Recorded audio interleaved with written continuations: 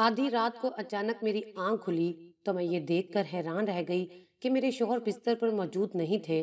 پہلے تو مجھے لگا شاید واش روم میں نہ ہو، مگر جب 10-15 منٹ گزر گئے وہ باہر نہ آئے تو میں اٹھی اور ادھر ادھر دیکھنے لگی۔ جاوید کو کہیں نہ پا کر میں تیزی سے باہر کی جانب چل پڑی۔ ابھی میں نے حویلی کے صحن میں قدم رکھا ہی تھا کہ گھر کے بیرونی دروازے سے مجھے جاوید آتا ہوا نظر آیا۔ رات کے اس پہر انہیں باہر سے آتا دیکھ کر مجھے بہت تعجب ہوا تھا۔ جاوید پہلے مجھے دیکھ کر گھبرا گئے، مگر چند ہی سیکنڈ میں انہوں نے اپنے تاثرات نارمل کر لیے۔ میں تیزی سے ان کی جانب بڑھی اور بولی، اس وقت آپ کہاں چلے گئے تھے؟ تب جاوید بولے، کہیں نہیں، بس مجھے گھبراہٹ ہو رہی تھی تو سوچا باہر جا کر ہوا خوری کراؤں۔ ان کی بات پر مجھے یقین آ گیا، کیونکہ ابھی شادی کو بمشکل 1 ہفتہ ہی ہوا تھا، سو شک کرنے کی گنجائش نہیں بنتی تھی۔ میں نیند کی بڑی کچی تھی، بچپن سے ہی ایسی تھی، رات سوتے وقت ہلکی سی آواز پر میری آنکھ کھل جاتی تھی۔ اگلے رات پھر اچانک آنکھ کھلی تو حسب معمول جاوید اپنے کمرے میں موجود نہیں تھے۔ میں جلدی سے اٹھی اور صحن کے گیٹ کی جانب بڑھی۔ ابھی مجھے گیٹ سے قدم باہر نکالے چند منٹ ہی ہوئے تھے کہ سامنے سے جاوید جاتا ہوا نظر آ گیا، جو حویلی کے پچھلے حصے کی جانب مڑ رہا تھا۔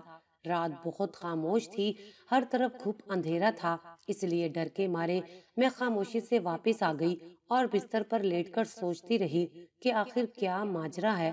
تھوڑی دیر بعد جاوید واپس آ گئے، مگر میں نے ان سے کچھ نہیں پوچھا اور خاموشی سے سو گئی۔ مگر اس دن کے بعد سے میرا دماغ ایک عجیب سی الجھن کا شکار تھا۔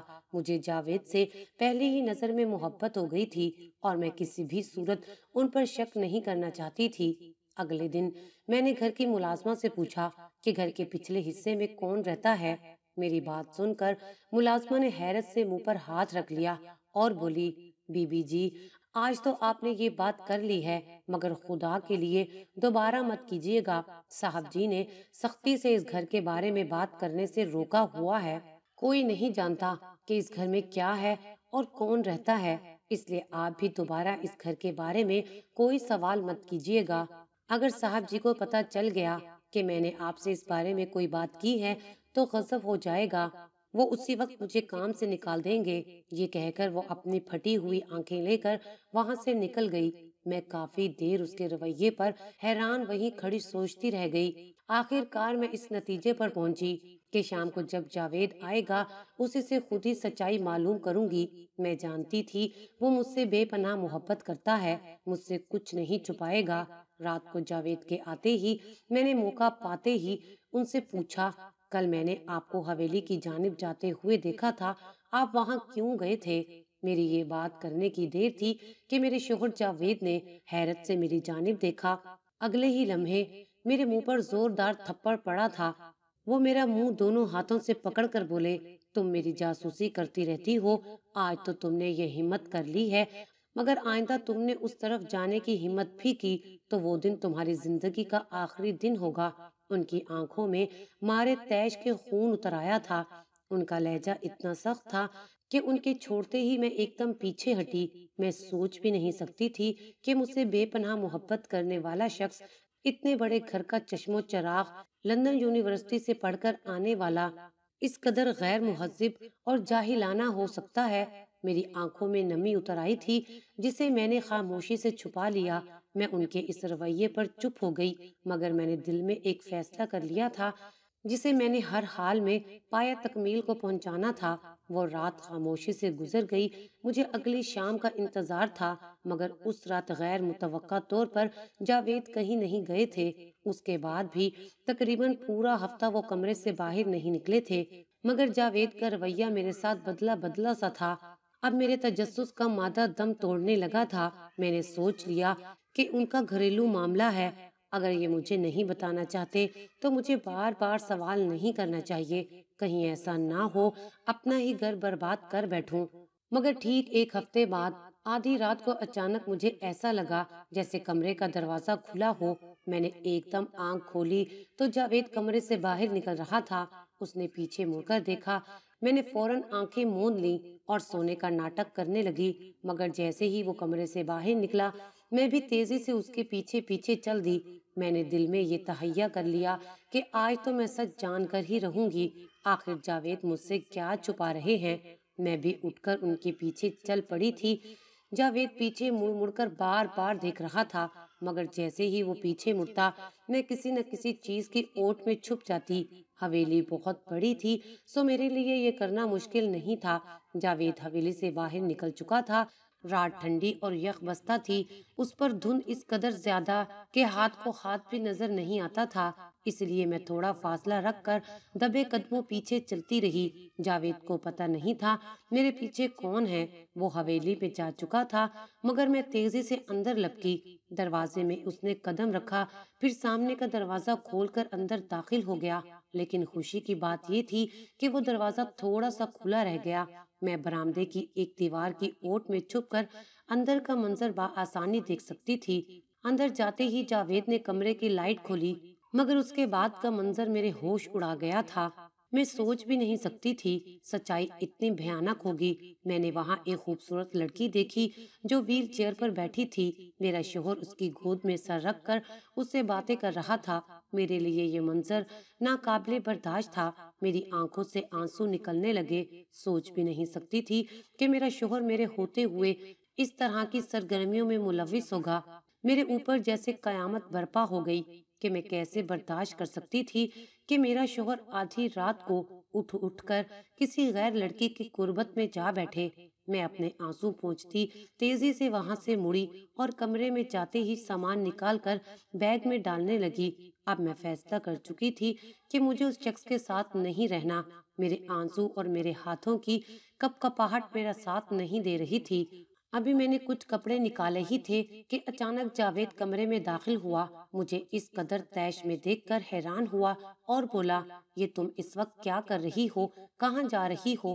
اس کے الفاظ میرے کانوں میں زہر بن کر گھل رہے تھے۔ میں فوراً اس کی جانب بڑھی۔ میں چیختے ہوئے بولی، میں تمہارے ساتھ ایک سیکنڈ کے لیے بھی نہیں رہ سکتی۔ تم ایک بے وفا شخص ہو، میں تمہیں کبھی معاف نہیں کروں گی۔ اپنی بیوی کے ہوتے ہوئے تم دوسری عورتوں کی گود میں سر رکھ کر روتے ہو۔ میرے یہ کہنے کی دیر تھی کہ ایک زناٹے دار تھپڑ اس نے میرے منہ پر دے مارا۔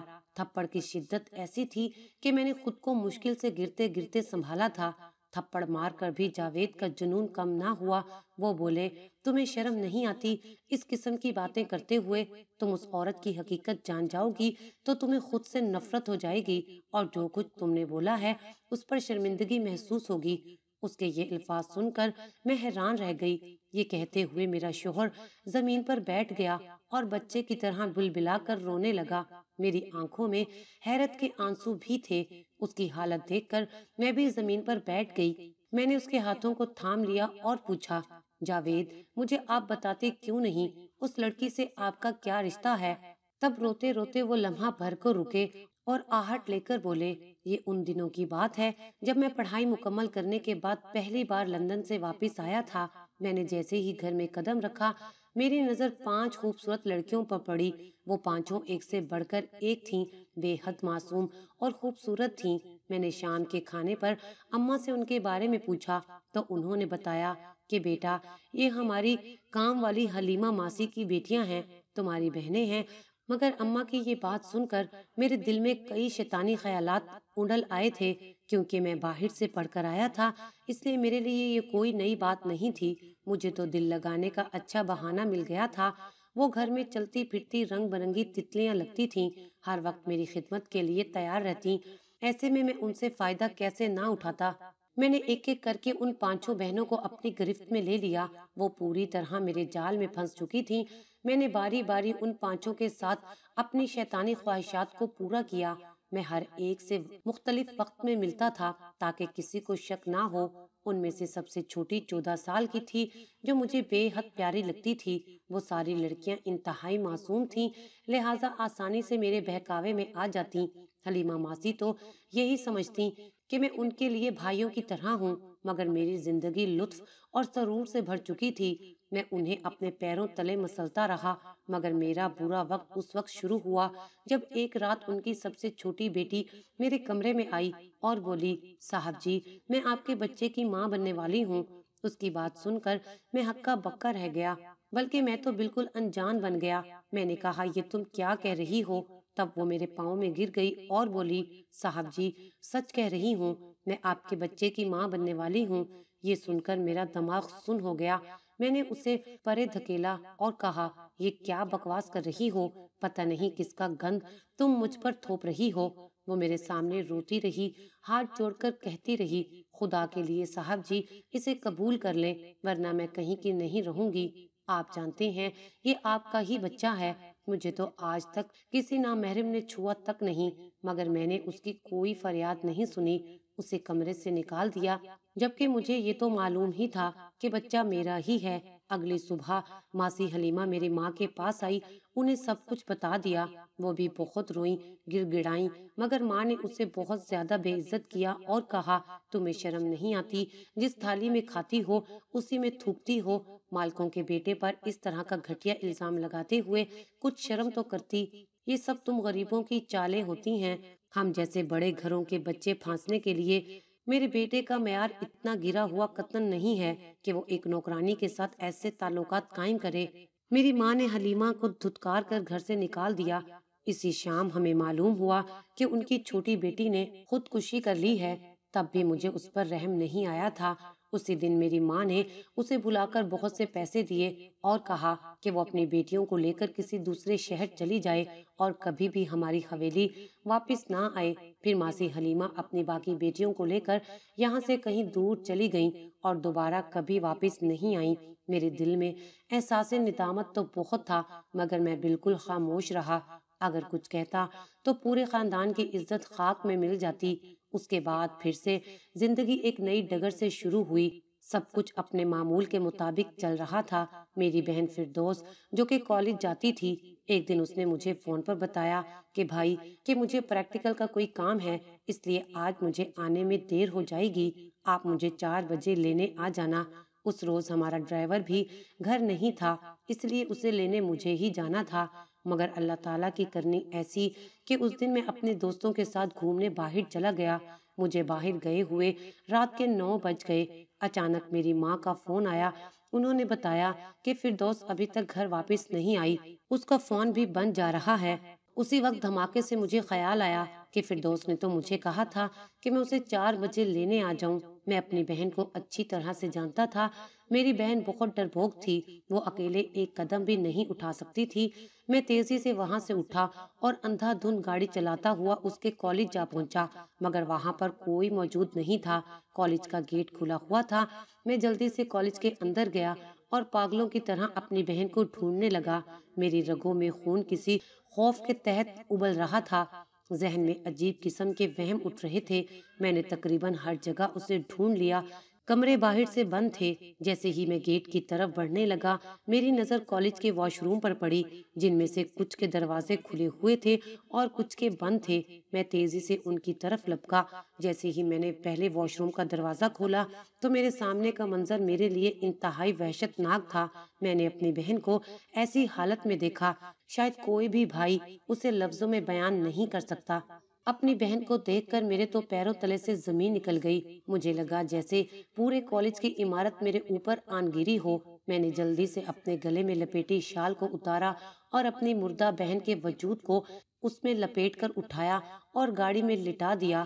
وہ پہلی بار تھا جب میرے ہاتھ خوف سے کپ کپا رہے تھے، جب ملک جاوید کو سچ میں خوف محسوس ہوا تھا۔ اپنی بہن کو دیکھ کر میرے سامنے میرا ماضی گھومنے لگا تھا، کیسے میں نے ان 5 معصوم لڑکیوں کی زندگیاں برباد کی تھیں، اور آج میری بہن کے ساتھ یہ کیا ہو گیا تھا۔ میری بہن میں تو میری جان تھی، وہ کالج کی کامیاب ترین طالبہ تھی، جس کی ذہانت کی ہر کوئی مثال دیتا تھا۔ آج اس کی زندگی تباہ و برباد ہو گئی تھی۔ اس کی حالت دیکھ کر کوئی بھی بآسانی بتا سکتا تھا کہ اس کے ساتھ کون سا ظلم ہوا ہے، مگر میں اسے پوری دنیا سے چھپانا چاہتا تھا۔ میں نہیں چاہتا تھا اب کوئی میری بہن پر گندی نظر ڈالے۔ اس نے ہلکی سی آنکھیں کھولیں تو میں نے اسے اپنے سینے سے لگا لیا۔ میری آنکھوں سے آنسو تیز بارش کی طرح بہتے جا رہے تھے۔ میرے ساتھ لگتے ہی وہ اتنا بولی، بھیا آپ کہاں چلے گئے تھے؟ میں نے آپ کا اتنا انتظار کیا، آپ کہاں رہ گئے تھے بھیا؟ نیم غنودگی میں بس وہ اتنا ہی کہہ پائی تھی، مگر وہ پھر خاموش ہو گئی، ہمیشہ ہمیشہ کے لیے۔ میں نے تیزی سے گاڑی ہسپتال کی طرف بڑھائی کیونکہ میں اسے اس طرح زندگی سے لڑتے نہیں دیکھ سکتا تھا۔ ادھر پورے خاندان کو یہ بات پتہ چل گئی تھی کہ فردوس ایک پوری رات گھر سے غائب رہی ہے، اس لیے ہم فردوس کے بارے میں کسی کو کچھ نہیں بتا سکے تھے۔ ڈاکٹر نے ٹیسٹ کرنے کے بعد جو رپورٹ لکھ کر دی تھی، میری آنکھیں پھٹی کی پھٹی رہ گئی تھیں۔ میری بہن کے ساتھ اجتماعی زیادتی کی گئی تھی۔ یہ ایک پولیس کیس تھا، پولیس بھی آ چکی تھی۔ میری بہن سے بیان لیا گیا اور پھر تفتیش کرنے پر معلوم ہوا کہ چوکیدار اور اس کے 4 ساتھیوں نے مل کر اپنی درندگی کا نشانہ بنایا تھا۔ یہ ایک ایسا راز تھا جو ہم نے خاندان اور علاقے میں کسی پر عیاں نہیں ہونے دیا تھا۔ میری بہن کے ساتھ جن لوگوں نے زیادتی کی تھی وہ بھی پولیس کی حراست میں تھے، لیکن اس دن کے بعد مجھے اپنے وجود سے نفرت ہو گئی تھی، کیونکہ یہ میں ہی تھا جس نے فردوس کو اس مقام تک پہنچایا تھا۔ اپنی بہن کا اصلی مجرم میں ہی تھا۔ میں اندر سے ٹوٹ کر ختم ہو چکا تھا۔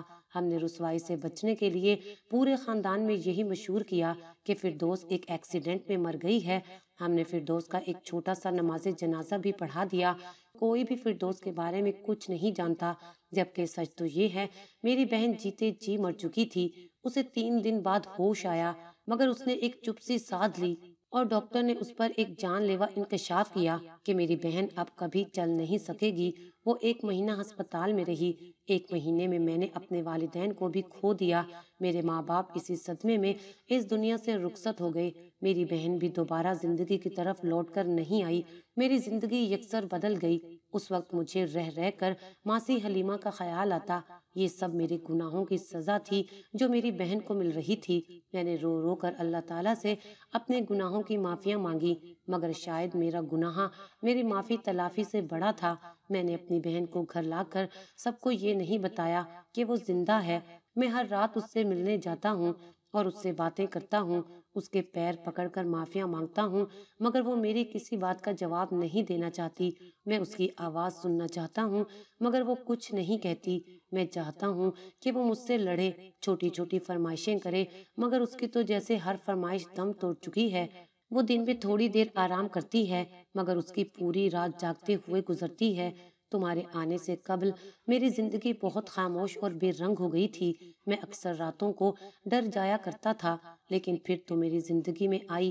میں نے تم سے شادی اس لیے کی کیونکہ تمہارا ساتھ پا کر میں زندگی کی طرف لوٹا تھا، مگر آج تم نے میری زندگی پر بہت بڑا داغ لگا دیا ہے۔ اپنے شوہر کی کہانی سنتے ہوئے میرے کئی بار آنسو بارش کی طرح برسے تھے۔ میں حیرت میں مبتلا ہو گئی تھی اور رو رو کر نڈھال ہو گئی۔ تب میں نے انہیں کہا کہ آپ کو یہ نہیں کرنا چاہیے۔ اگر آپ اسے خوشیاں نہیں دے سکتے تو اسے کمرے میں بند بھی مت کریں۔ میں آپ سے وعدہ کرتی ہوں میں اسے زندگی کی طرف لاؤں گی، اس کے چہرے پر واپس وہی مسکراہٹ قائم کروں گی۔ میری بات سن کر انہوں نے پر امید نگاہوں سے میری جانب دیکھا۔ شاید انہیں میری بات ناممکن لگ رہی تھی۔ اس دن کے بعد سے میں دن رات فردوس کی خدمت میں لگ گئی۔ فردوس کو میں اس کی بھابھی کے طور پر ملی تھی۔ میں اسے زیادہ وقت دیتی تھی۔ اس سے حسین لڑکی میں نے آج تک نہیں دیکھی تھی۔ میں چاہتی تھی اسے زندگی کی طرف لا کر اس کے حسن کو 4 چاند لگا دوں۔ چونکہ وہ لڑکی تھی اس لیے لڑکی کی کمپنی میں مجھے زیادہ خوشی ہوتی تھی، مگر میں اسے جو بھی کہتی وہ بس خاموشی سے اپنے پیروں کی جانب دیکھتی رہتی یا کبھی کبھار میرے چہرے کو دیکھتی۔ میں نے اس کے لیے ایک فزیوتھراپسٹ کا بھی بندوبست کیا جو کہ ایک لڑکی تھی، اور وہ روز آ کر اسے ورزش کروا دیا کرتی۔ وقت یوں ہی گزرتا گیا۔ آہستہ آہستہ فردوس مسکرانے لگی۔ جس دن وہ پہلی بار مسکرائی وہ دن میرے اور جاوید کے لیے بہت خاص تھا۔ اس دن کے بعد ہم نے اپنی کوشش دگنی کر دی۔ آخر کار نہ صرف وہ اپنے پیروں پر چلنے لگی بلکہ نارمل طریقے سے باتیں بھی کرنے لگی۔ جاوید اور میری زندگی میں اب وہ ایک اہم حصہ بن چکی تھی۔ خاندان والوں کو جب حقیقت کا پتہ چلا انہوں نے بہت کچھ کہا، لیکن ہم نے ان کی پرواہ نہیں کی۔ میں نے اور جاوید نے مل کر فردوس کی ایک اچھے گھرانے میں شادی کروائی، مگر افسوس کی بات یہ تھی کہ وہ کبھی ماں نہیں بن سکی۔ اس بات کا اسے بہت دکھ تھا، مگر اللہ تعالیٰ نے میری گود میں بیٹے جیسی نعمت ڈال دی۔ میں بہت زیادہ خوش تھی، لیکن جاوید نے مجھ سے اجازت لے کر وہ بیٹا فردوس کو دے دیا۔ مجھے خوشی تو بہت ہوئی، لیکن اولاد کے کھو جانے کا دکھ بھی تھا، کیونکہ مجھے اپنے پہلے بیٹے سے بہت لگاؤ تھا۔ فردوس اب اپنے گھر میں خوش ہے۔ مجھے بھی اللہ نے 3 اور بچوں سے نوازا ہے۔ آج اس بات کو بڑا عرصہ گزر گیا ہے۔ میں، جاوید اور فردوس تینوں ہی ایک خوشگوار زندگی گزار رہے ہیں۔ اگر آپ کو ہماری یہ ویڈیو اچھی لگی ہو تو اسے لائک کریں، شیئر کریں اور مزید اچھی ویڈیوز دیکھنے کے لیے ہمارا چینل سبسکرائب کریں۔